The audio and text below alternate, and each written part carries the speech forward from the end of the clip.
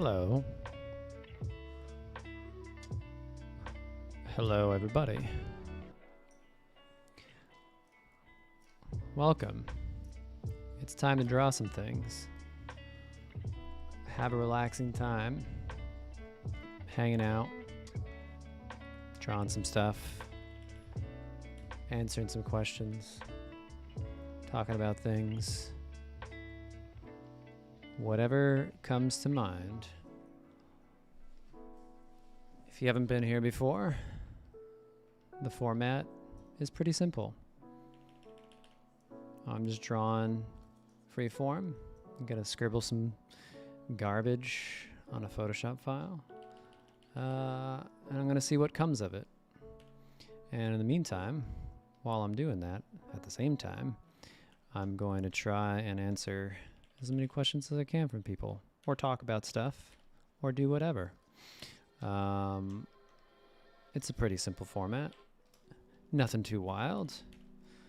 I guess I'll start out by talking about, well, solar's getting close. It'll be out soon. We'll have, oh boy. We'll have 3 SKUs ready, meaning PlayStation 4 and 5 and EGS. It's going to be a wild time on December 2nd when all that comes out, so brace yourselves. I'm certainly not braced. Something fun to talk about. Not so fun. I got robbed this morning. Got my bags taken. Which was unpleasant because all of my important medication was there. And so now I have to re-get all of my medication, and my wallet and my cards and all that fun stuff. So lessons learned: lock your vehicle doors and don't be a ding-dong, even if you think you're in a safe spot, because you never know. You never know what's going to happen. I did end up tracking it down because I had air tags. And that was an interesting experience, but I got some of the stuff back at least. But yeah, lock your damn doors, because people will steal your shit because they don't care who you are, and they don't know who you are at all. So they don't know your situation. They don't know that your medication is important. It's very sad, and the state of things in this country is sad when it comes to medication and healthcare. So all those things combined to make something terrible. This looks like, okay, I think I have a dude here that I'm gonna be able to draw. We're gonna get into it. He's got a big old nose. Looks like he's wearing a hat. I love a good hat. I'm gonna change the song. All right. Nice hat, guy. Thank you. Good job. And then, oh, maybe he has like a feather on his hat. Okay, there we go. I get what's going on here. So yeah, again, the format here is just finding cool stuff, fun stuff to, not even cool, just fun stuff to draw and talking. It's a good, release after a long day, week, month, year, whatever it may be. And has it ever been a long damn year so far? Ready for this year to be done in so many ways. All right, this guy, he's got some thin lips going on. Give him a little bit of shine on his lip. There we go. He's got to have, oh, what's he got to have here? Some deep set eyes. Handsome eyes. He's gonna have some bags under. Yeah, there we go. I have a question for anybody that wants to answer. How's your day? Bad? Good? Nothing? Mediocre? Anything eventful happen? Anything uneventful happen? Do you wish you had a more eventful day? I guess that was several questions, so I cheated. Whoops. Didn't mean to do that. I'll check the chat. What's up, chat? Hi, chat. Just Eric, you're new here. Just Eric, yes, I am the person with the heart condition, amongst many other maladies. So, Polaire, hello. Thanks for joining. Tetris and Moxie are doing just fine. A tiny fox face. Yeah, if anybody wants to point out something that they see, feel free. You know, where's this tiny fox face? I'm not seeing it. Is it like this right here? Is this a fox face? It looks more like a bunny to me, so I'm gonna make it a bunny if you don't mind. Let's do a bunny. There's like a Pikachu ear gonna happen here. There we go. Gotta get rid of that. This is like hide and go seek. Advanced hide and go seek with art. All right, you see the bunny? I see the bunny. It's a very sleepy bunny. Very snoozy. There we go. It's gonna have a little darker nose. Let's get in there. Really define that. Sleepy bunny. Good job, bunny. You've done it. I wish I was you. You have a simple life. A very simple life of just sleeping. Let's make him sleeping. He's gonna be having his arms crossed here, I think. Yeah, there we go. There we go. Cross those arms. Ooh. Boop, boop. The point here isn't to make the most amazing renderings, just to make fun things. And again, take a moment to chill the hell out, because we all need that in our lives once in a while. Let's get this out of here. See you later. See the bunny? We got a bunny. Good job, bunny. You done it. You done did it. But yeah, eventful week, anybody? Anything happen that so far that feels like it's worth sharing as I'm sharing?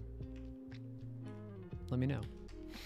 And also let me know if you find anything else in this concept, in this sketch. I think I see a ghost here. A really weird praying mantis ghost, I think. There we go. We're gonna have a ghost of a time. I'm gonna give it some, ooh, a little bright. There we go. Let's do it, ghost. Let's hang out. You're gonna have big eyes. There we go. We're gonna hang out together, mantis ghost. We're gonna have a hell of a time. Gonna give you some mantis clawsies.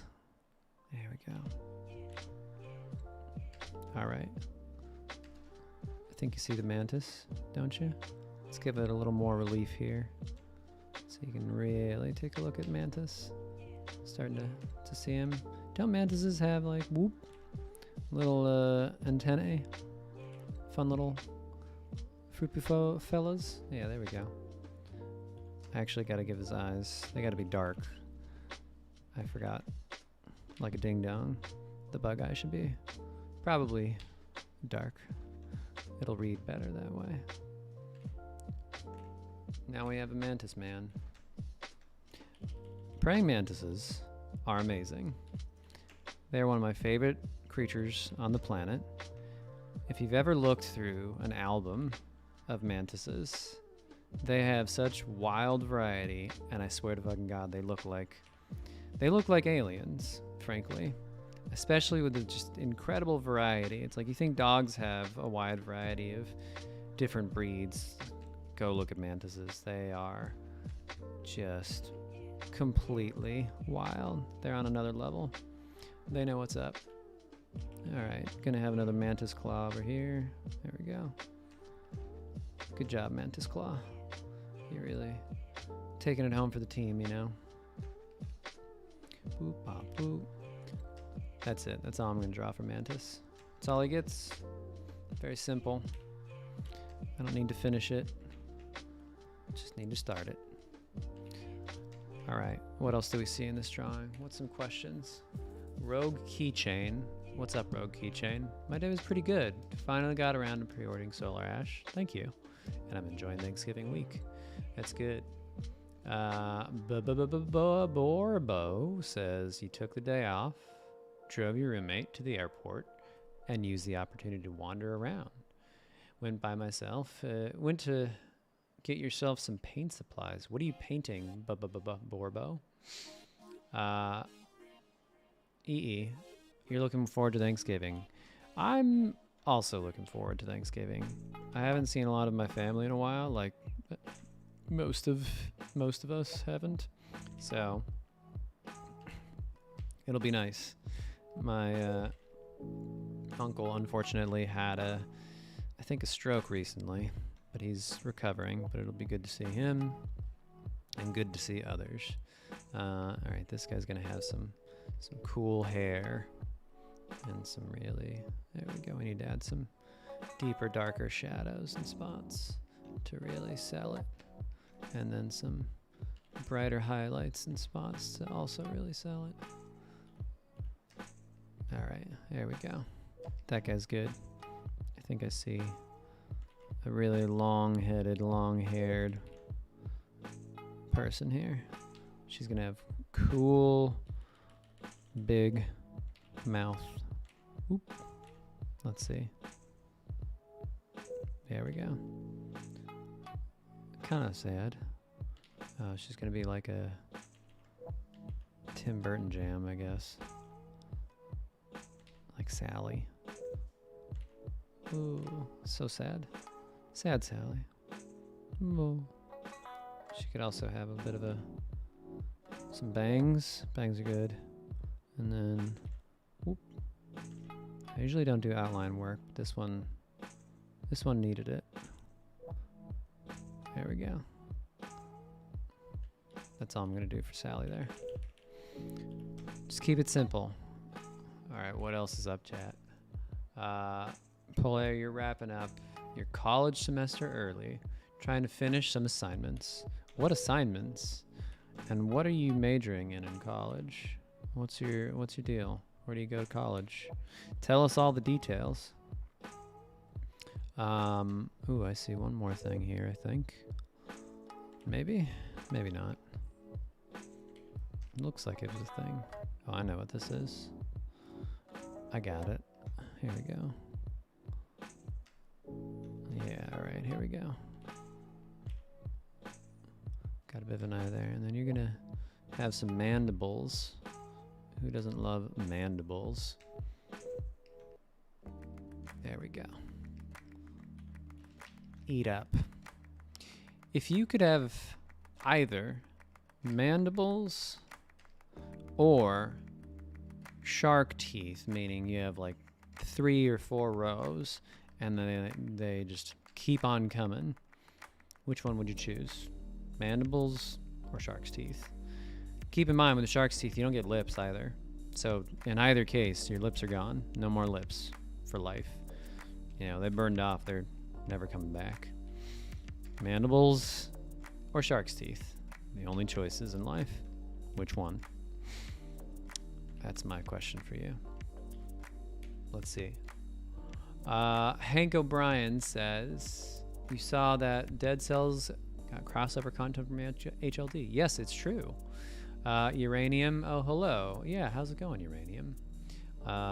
This week you worked on civil rights compliant on behalf of a Haitian refugee who's currently 8 months pregnant and stuck at the US-Mexico border trying to get asylum in this country.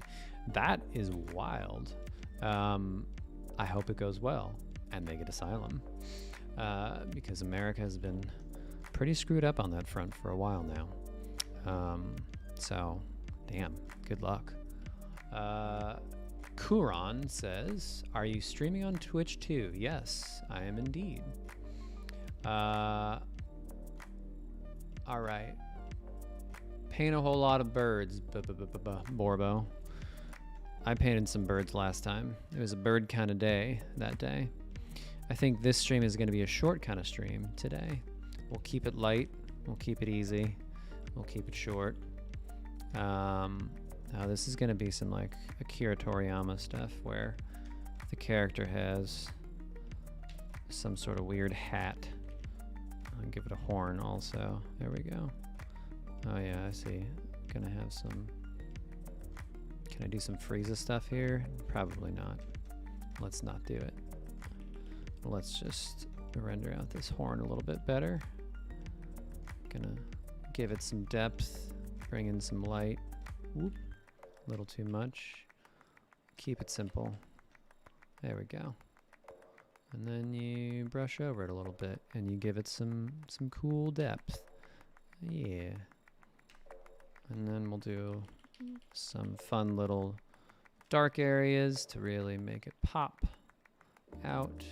And then we'll do some light areas to also make it pop. Give it some highlights. Can we do spots? We should do some spots.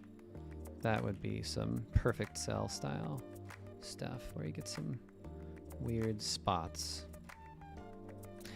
Cell had Frieza style bumps on the ears, right? Didn't actually have ears from what I remember from my memory. I can't tell you for surezies because who's to say? Memory's very fallible, but ooh, a little too bright. There we go. Let's get that in there. Now we got something. Get those mandibles. There we go. It's got kind of a Zoidberg mouth going on. Less mandible, more Zoidberg. Although, would Zoidberg's mouth be considered mandibles? I don't know. I'm not a marine biologist, nor am I a biologist of any sort. So I couldn't tell you. All right, I think that's enough of you, Frieza clone, slash perfect cell clone, slash whatever you are. I think I see something else here. What's gonna go on? Yeah, I see what's gonna happen here. We're gonna have a person and they're gonna be throwing something. Yeah, I think they're gonna be throwing something. They're gonna be throwing some garbage. There we go. Got the little thumbsies over here. Yep. I'm gonna keep this simple. Boom. Blip blow. Keep it real, easy, and breezy. Now let's go back in here. The light is coming from the top, so you want to pull some stuff there. Yeah, there we go. I'm gonna go a little brighter here. Ooh, too bright. Don't go too bright. There we go. Get that nose in there. Get a bit of a cheek. Oh, this guy's a total creep. Throwing his trash. Nobody invited you to throw your trash. Need to have a hard line under there. Need to have a bit of a lighter line there. To have something there. Okay. We're gonna focus in. Oh, he's gonna have creepy eyes, I think. There we go. Very creepy eyes. Perfect. And then I think he's very upset. This is like some Fred Flintstone shit right here. I'm doing, what am I doing? I'm doing like Hanna-Barbera stylings, which is not really my MO, but oh well. I guess today's Hanna-Barbera day. I don't know if anybody actually likes the Hanna-Barbera style. Does anybody like Hanna-Barbera style? Because that style is kind of terrible. All right, he's gonna have some wacky hair. Let's do it. There we go. I see your hair. I see what you're trying to do. Let's do it. Somebody tell me something else. Ask me a question. Ask yourself a question. Tell us about anything going on. What's up? Okay. Tritiate. Oh, that's a hard one. If the lips are gone, either way, might as well go with the mandibles. Ooh, yeah, mandibles, I would say. Rusty says, hi, Alex. What would you choose, shark teeth or mandibles? You know what? I would choose shark teeth. I think shark teeth would look cooler overall. And I think people would be more accepting of that in general, so I could like actually still go out in public to some extent. I think mandibles are just generally creepy because it's insects and people don't love insects, you know? They find insects to be disturbing when you get up close. So imagine having giant mandibles and then trying to deal with that in public and do literally anything. So it's a problem. All right, that guy's got some creepy button eyes. Needs a, there we go. Now we're gonna give him a bit more of a shadow. I'm gonna give him an ear over here. Very light hint of an ear. Then he's gonna get some stuff going on there. Great. I think this guy's got some stuff going on. Great job. You're throwing that thing, whatever you're throwing, it's going. Oof. All right, what other games are folks looking forward to? Is anybody playing Halo or Battlefield or the Call of Duty? All right, we're gonna do some wrinkles here. Great, perfect. And then we're gonna get a little more. Yeah, there we go. He doesn't really have a shoulder so much. I think I know what I need to do here. There we go. I think I'm gonna leave it as is. It's gonna be abstract. Bad anatomy, but hey, that's the way this goes. It doesn't need to be good anatomy. What else do people see in here? I think there's a dog here. We'll see. But let's answer some questions. Why freelance and not full-time? That's a good question. Yeah, why freelance and not free time? Hank O'Brien. I guess the idea of reciprocal crossover content for HLD is unlikely since the game hasn't been updated in over 2 years. Correct me if I'm wrong. You are not wrong, Hank. Drifter has not been updated in a while. We've been attending to many other things, including developing Solar Ash. So we may yet get to some content developments, but I cannot say anything about that right now with any confidence or as any kind of announcement or any promise. So, but never say never. Never say never. But yeah, the crossover stuff with Motion Twin, it's really cool, really fun. You know, glad we got to be a part of it in any way, shape, or form. I'm a fan of theirs, fan of their games and the stuff that they do and the way they run their business is very cool. So being included in that is pretty dang neat. I think we've had a number of crossovers with Drifter over the years, and you know, they're all pretty cool in their own ways, but I think this one is one of the neater ones that we've had. We haven't done crossovers in a while either because, you know, Drifter's a multi-year-old game, so it makes sense in this context because it's a bunch of other indies, and, you know, most indies know each other in some fashion or another. It's a small community, so reaching out's usually not that wild to do once you start to know folks in the industry. So pros and cons to it. Kind of think of it as like a smaller village, and AAA is just like this vast city where people ride on subways and don't really talk to each other generally, or talk less to each other. You know, you get big studios where you barely know the people that you've been working with for years, potentially in some ways. And then think about places like Ubisoft where it's multi-continent. You know, it's 1,000 people across, you know, half a dozen teams. It's really hard to get to know folks in those contexts. So, you know, I don't begrudge it. It's a wild process that exists, but sounds like it's not for me, really, I guess is the point. I like to know the folks that I'm working with pretty well so that we can talk, so that we can collaborate. You know, that's the stuff that I think is the most rewarding and most engaging, is when people are discussing, when ideas are flowing, when new things can happen that you never thought of because somebody else thought of it, and that's great. So Not to say that that can't happen on larger teams, because absolutely it does. It's just, you know, for my stylings, I like the smaller crew. I like to be able to engage at a certain level. Ooh, this is gonna be a robot, I think. Yes, it's gonna be like a kind of Futurama-y thing going on here. Beep boop. There we go. They're gonna have teeth.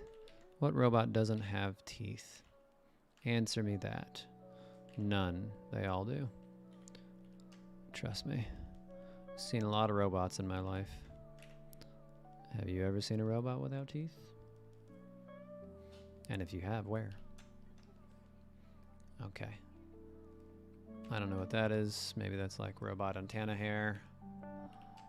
But no, it's like a crown. It's like a robot crown, I think. Yeah, let's do that. Let's make it a robot crown. That'll go well. Perfect. Perfect. And they're gonna have like a big old bat wing up here. It's gonna be real fucking spooky. There we go. Amazing. That's my favorite part about this type of like free association is you never really know what's going to work, what's not going to work. You never know what's going to pop up. There's just a lot of things that can happen because it's so free form and because you're just looking for fun, interesting things, you know.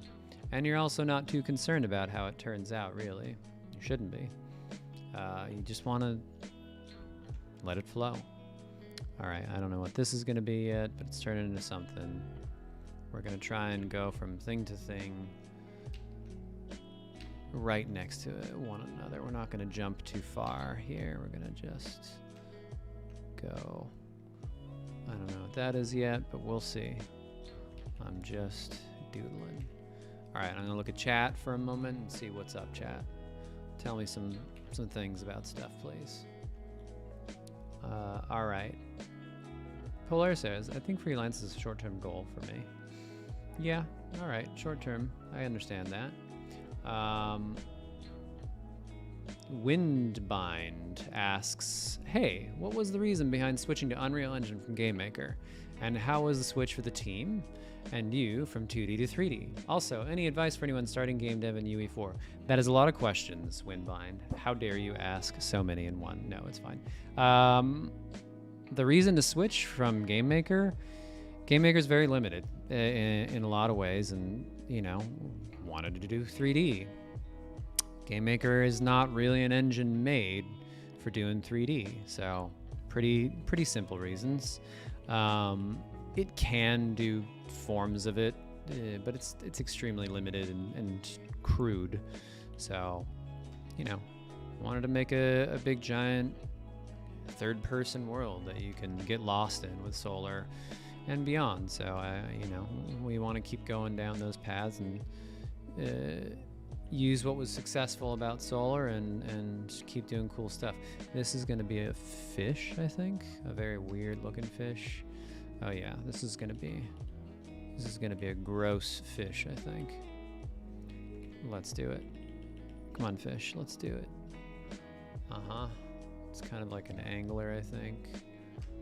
It's gonna need, there we go. It's gonna need some more. It's gonna need an eye. It's gonna need a really dumb eye. There we go. Now it's like a clownfish. It's gonna have some gills going on here. Yeah. All right. So what was the rest of the question? The switch from 2D to 3D was difficult, but good and worth it.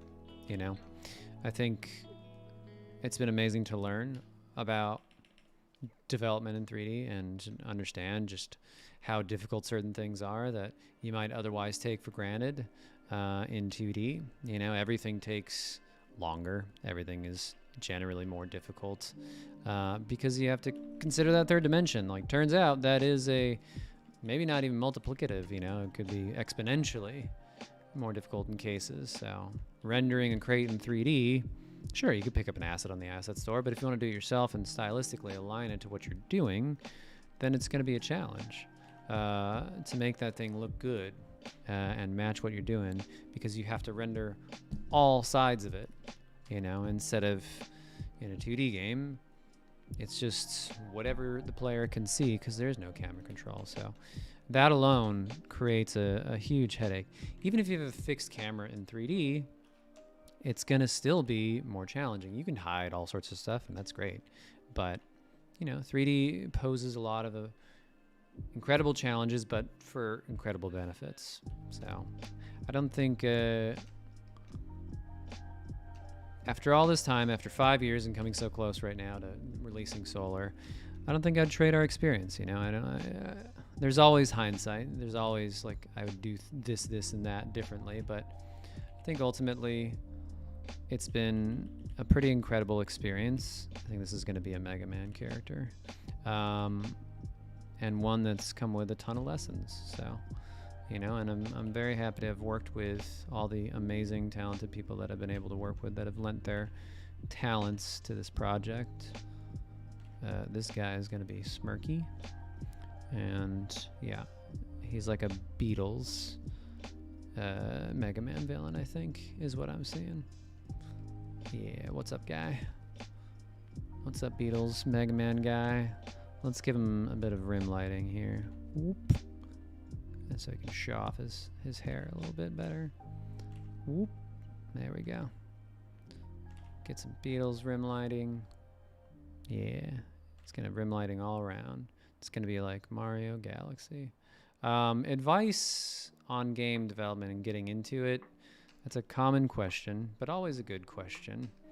Don't do it unless you're actually genuinely passionate about it, because it's a lot of work and it takes a lot of dedication, and you can fail very easily on a number of fronts. So if you really want to do it, then yes, do it. And just pick up some tools, any tools, Unity, Unreal, Game Maker, old Flash, like who cares? Pick up something and just make stuff. And I would say, like, that's the advice for any creative endeavor or any endeavor at all. It's like, just go start doing it on your own. Like, you don't always need to have like a class or, you know, have a perfect plan or any of that stuff. Sometimes the best thing you can do is just get started. And for me, you know, I failed a number of times trying to get people together, trying to make it work. You know, barking up the wrong trees with people who weren't as invested, weren't as interested. You know, it was kind of like a part-time thing for them, and I was trying to make it a full-time thing. But then found the right people finally, and it clicked. You know, just it made sense. And I've been fortunate to continue to find really good folks to collaborate with. All right, this is going to be, what is this? Like some sort of big hat. There's a big hat that I see here. Yeah, I think this is the big hat. I think this is like some armor is what this is. Boop, boo. And it's going to be some like knight's armor with a little knob there. There we go. And then some like bushy hair and a little bit of a scarfy thing. And they're also going to have more cartoony eye. We're going to mix up the style here. There we go. Now we're going to refine this a bit, you know, blend some colors, make it pop a bit more, give it some depth. Here we go. All right. So yeah, I mean, I would say that just get started and be aware of just how fucking hard it is.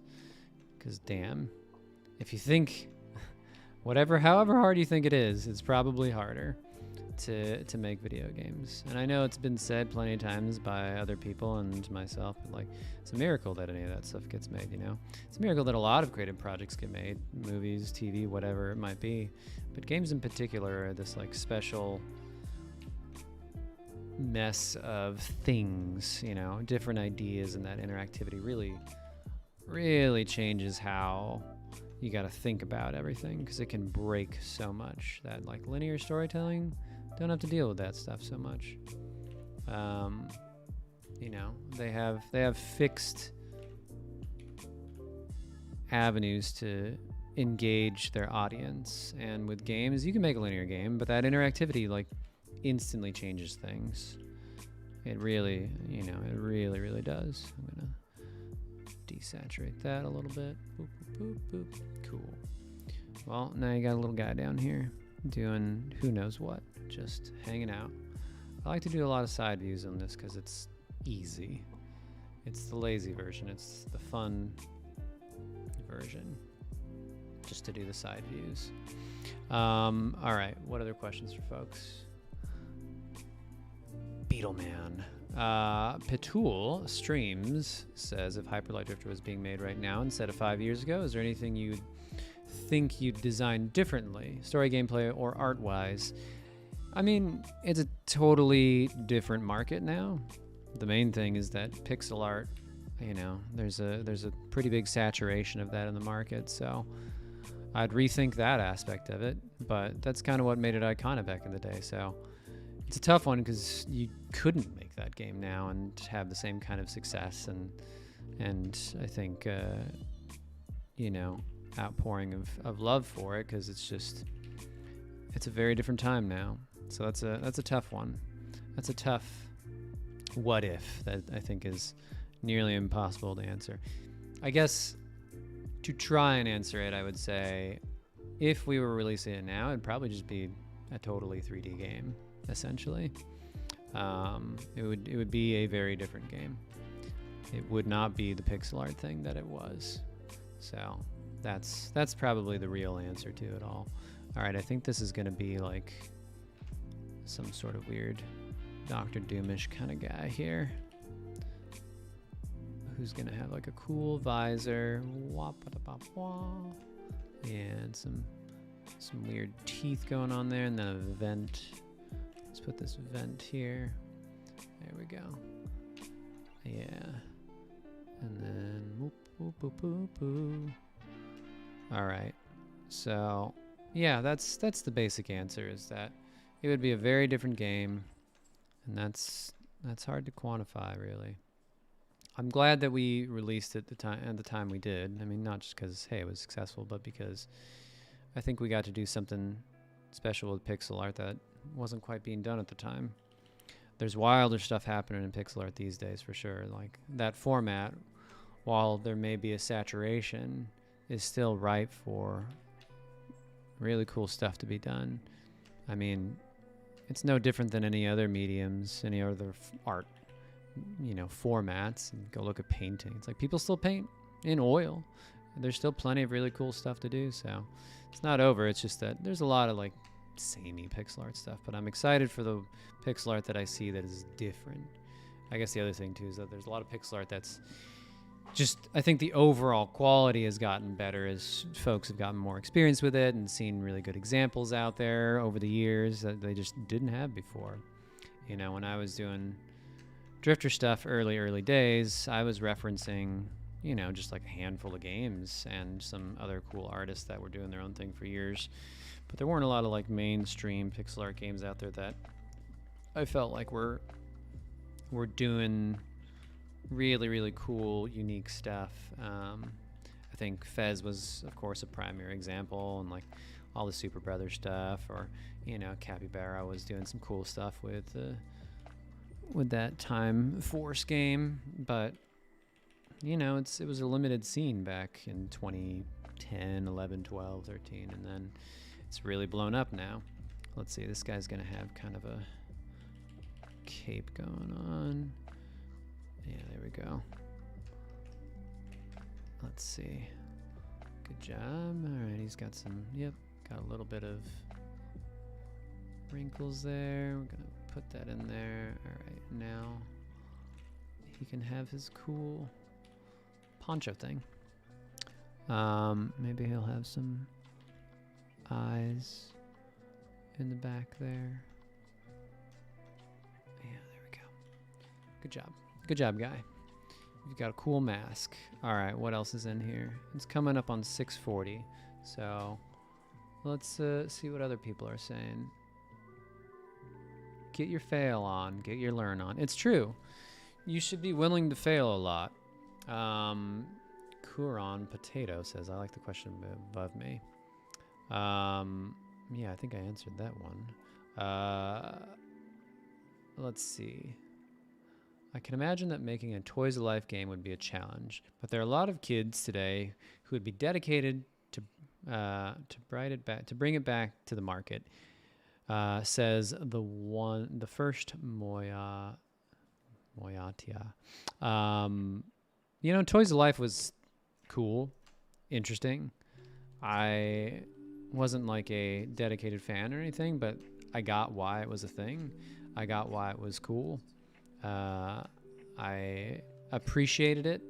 I have a bunch of figures there and all over. I buy pretty much all the amiibos as an example, but just as static figures, not because I cared about any of the stuff that they did in a game, unfortunately. But they're still pretty cool figures, so I think Toys of Life was very cool. I was sad to see Disney Infinity go, but I guess it was the right choice. But yeah, I don't know. Maybe it'll come back someday. Maybe Pokemon will make a return with Toys of Life and blow it out of the water. Who's to say? Trends come and go and kind of come again. So maybe we'll see some new Toys of Life stuff. But I think that genre had diminishing returns. And the best series, or the most popular series, I believe, was the Skylanders one. Which, by the way, Brett, our graphics engineer on Solar, worked on one of those, or a couple of those games back in the day, as a graphics engineer, doing some cool rendering tech. But Toys of Life is weird and hard and expensive. Also, is the thing to keep in mind. As much as people might like it, keeping stock, like physical stock of things, is really fucking expensive. And that's probably a good reason why a lot of these companies stop doing it. Like, again, diminishing returns, stocking Toys R Us or whatever else. And keep in mind the era that it existed in when more people were going to stores. And now, especially with like the pandemic and COVID changing things, like maybe it comes back, but I really have my doubts. Like, everything is digital now, NFTs and whatever the fuck else. It's like, that's where we're at. You're going to see AR Toys to Life, I believe, really like take hold before you'd ever see a return to like actual physical Toys to Life stuff. It's just, I think even if there was a plan for it pre-COVID, things have changed enough now that those plans are probably just fucking dead. Because again, even before, stocking physical merchandise is really damn expensive. Keeping it in your stores, on your shelves, all that placement, it's a lot of fucking work. And it's a very expensive proposition, and you're losing money every day that stuff stays on shelves. Unlike digital goods, which is like, yeah, stay on the shelf forever. Who cares? There's no shelf. Doesn't matter. So I don't blame companies for getting out of that business. You gotta be number one, and even if you're number one, it can still go wrong. Who wants to be in such a volatile industry? This looks like a kind of bird creature that I'm doing here.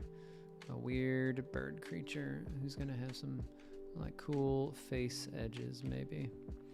I don't know what I'm drawing here, but it's something cool. But yeah, man, I mean, like, NFTs, they're a thing. So Toys of Life, gone, because NFTs have replaced them. I think that's what you can expect for the future. All right, what else is going on? You should share, Conceited, your pixel art, please. Kuran asks, does the Drifter have a name? Just goes by the Drifter. Atroc Star says, does any game art inspire you? For sure. There's plenty of game art that inspires me. I mentioned Fez and, all the Super Brothers stuff and, Capybara. But these days, I would say really unique games art is the thing that inspires me the most. I think the game that I can remember off the top of my head that I can speak to that had some really, that like took a chance, like a really big chance, I think, was Obra Dinn.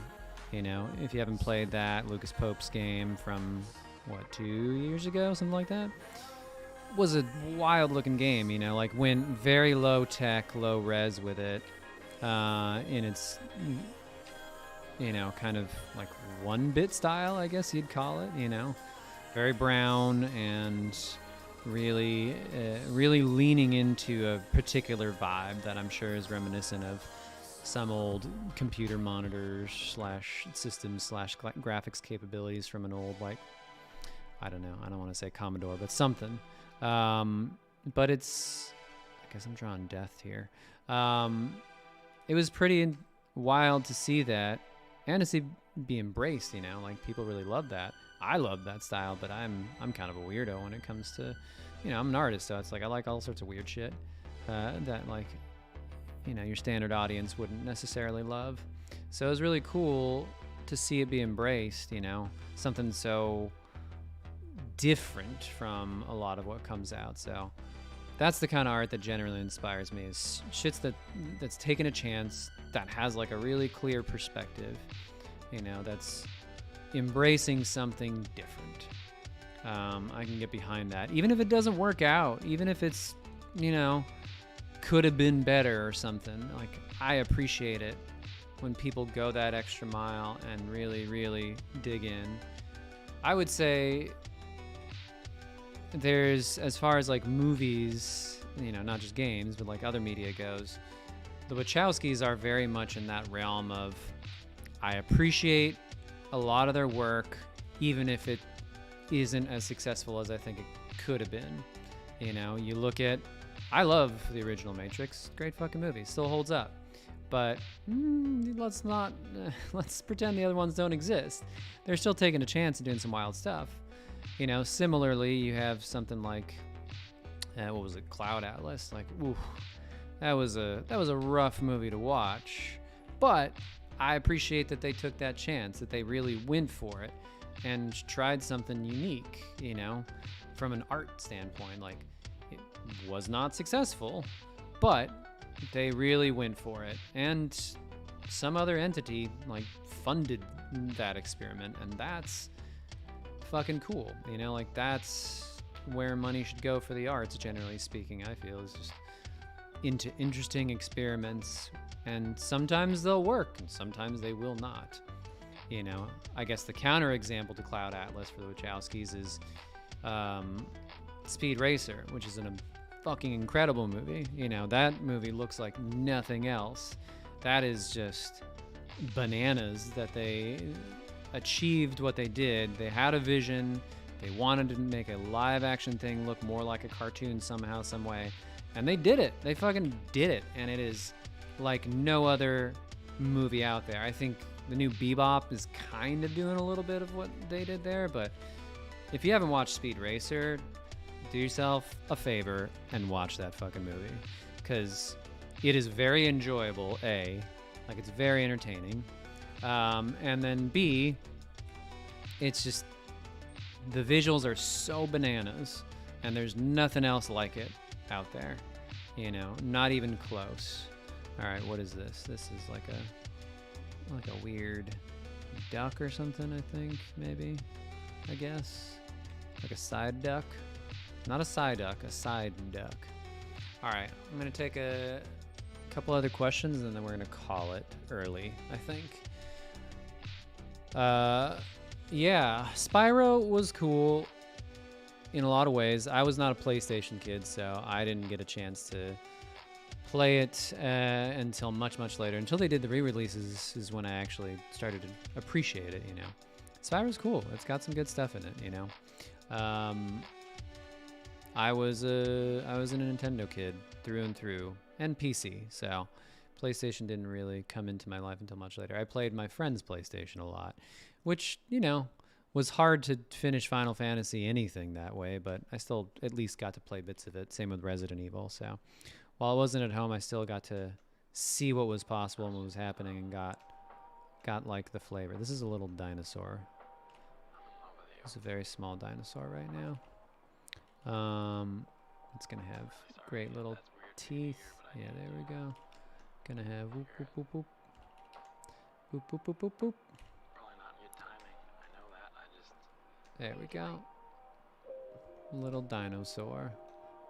Give me these. Like a skull dinosaur. What was I talking about? What were we talking about? I don't know.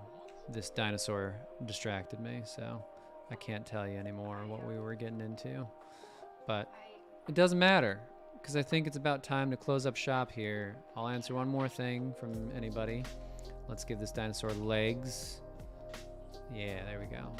Stupid little dancing legs. Go watch Speed Racer. It's a fucking bananas movie. Love it. He's gonna have his arm on his hip here. He's gonna have a cool tail. He's gonna have a stubby tail. Yeah, a very small tail. Great job, dinosaur. And then you're gonna put this other arm up, and then we got ourselves a dinosaur. There we go. What else is going on? Somebody asking, how heavily do you get into the lore of what you create? Or do you like to keep it undefined? Says oh, well, lore is kind of my jam, you know, like I love building worlds. I love talking about all the different background for a particular place, you know, digging into like what could have been the history of things, building languages, writing languages, creating, you know, the kind of visuals for an architectural style. You know, I love collaborating on that stuff and building that with others. With Solar, we did a lot of world building together as a group. You know, I'd had some initial concepts, some initial ideas, but it was really fleshed out by all the other artists on the team, like Cosmo and Nate and Wolf and other folks that contributed in many different ways to kind of the worlds that we were crafting. You know, even on the writing side. You know, whether it's Zoe or Evan or Tyler or Steve or whoever else, like just a lot of collaboration there, and it's fun. It is fun to build worlds. So yeah, it's very intentional, very, very much thought through. I think there's a vibe for Heart Machine where it's not about keeping ambiguous internally. Like we think about all this stuff a whole lot, you know, like even Drifter. There are so many elements of that we like excruciating detail tried to figure out like what was what, and we eventually did, and none of that detail will ever be known in a really, really defined way. But what it does is it contributes to the believability of that world moment to moment for players. You know, there are plenty of tiny little details that make it through visually in that game in particular, that you just kind of don't notice offhand, and some do, but it adds to the believability, to the depth of that world. And it's the same for Solar, you know, although Solar has text, dialogue, whatever else to really amplify those things, there's still a ton of world building and so much art and so much care and thought that went into every single detail of that game, or, you know, the vast majority of details. So it's never ambiguous for us. It's always just a shit ton of work to build up these worlds. And that's, I think you'll feel it, even if you don't notice it consciously. It'll come through, and it'll showcase itself as quality, as polish, as, you know, believability. And that's the hope, is like you can lose yourself in this world. You can think that this is a place you get invested when those worlds are more believable, when those characters are more believable, when they're not just one-dimensional.